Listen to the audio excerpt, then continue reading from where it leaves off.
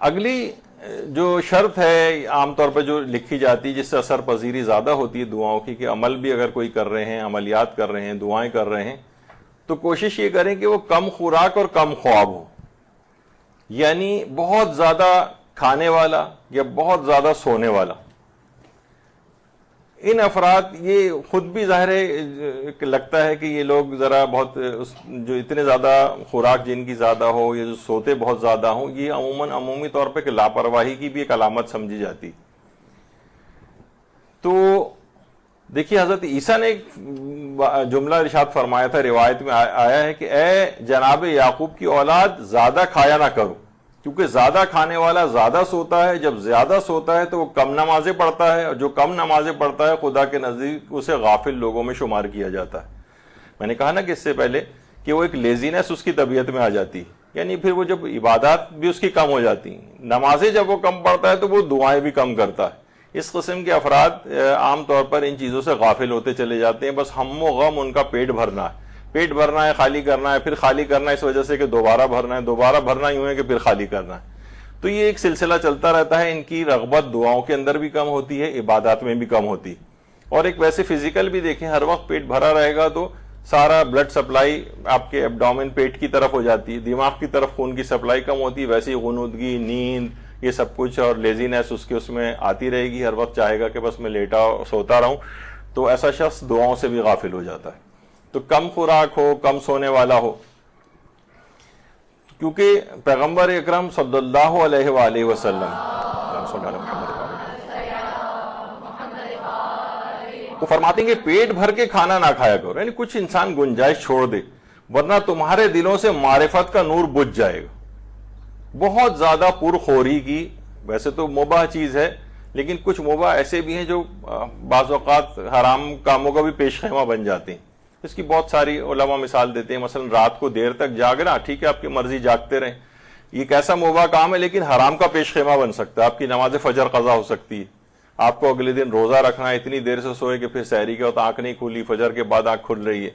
بہت ساری ایسی چیزیں کہ انسان عبادات سے بھی محروم ہو جاتا ہے.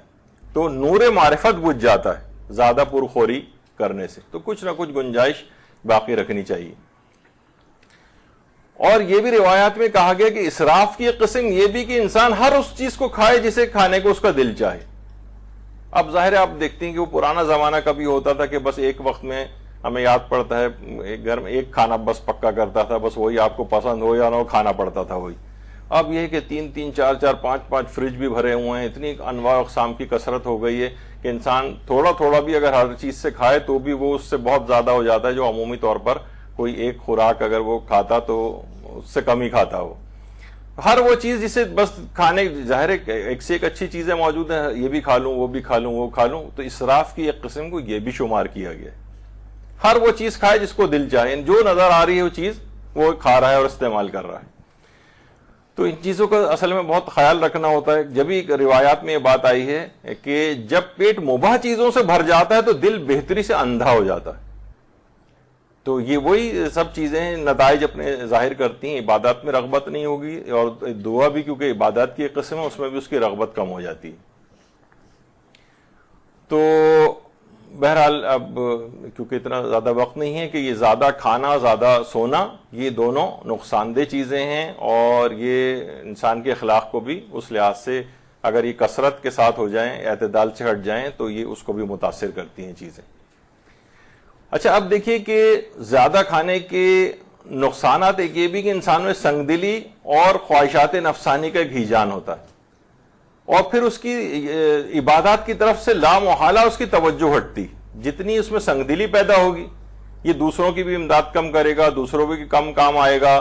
سنگ دلی پیدا ہوگی اس میں، یعنی خود بڑا خود غرض ہو رہا ہے، خود تو چاہ رہا ہے کہ میری ساری دعائیں قبول ہوں، لیکن دوسروں کی خود کی حاجات کو قبول نہیں کر رہا ہے، یعنی ان کی مدد نہیں کر رہا، ان کے کام نہیں آ رہا، کیونکہ سنگ دلی پیدا ہو گئی. اور اسی طریقے سے خواہشات نفسانی کا ہیجان ہوگا، تو یہ بھی ان چیزوں کی علامت ہے کہ اس کا پھر گناہوں کی طرف رجحان بڑھ جائے گا، پھر یہ عبادت کی طرف راغب نہیں ہوگا.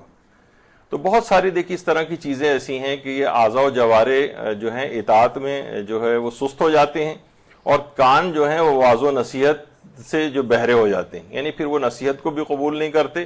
زیادہ کھانے سے بچنے کی اس وجہ سے پیغمبر نے بھی اس کی تاکید فرمائی. روحانی نقصانات بھی ہیں اس کے، کھانے پینے کی زیادہ چیزوں کے روحانی نقصانات بھی ہیں. تو کچھ نہ کچھ گنجائش رکھ کر اور ان چیزوں کو خیال کر کے یہ سب چیزیں آپ کی دعاؤں کی اثر قبولیت میں وہ بنتی ہیں رکاوٹیں.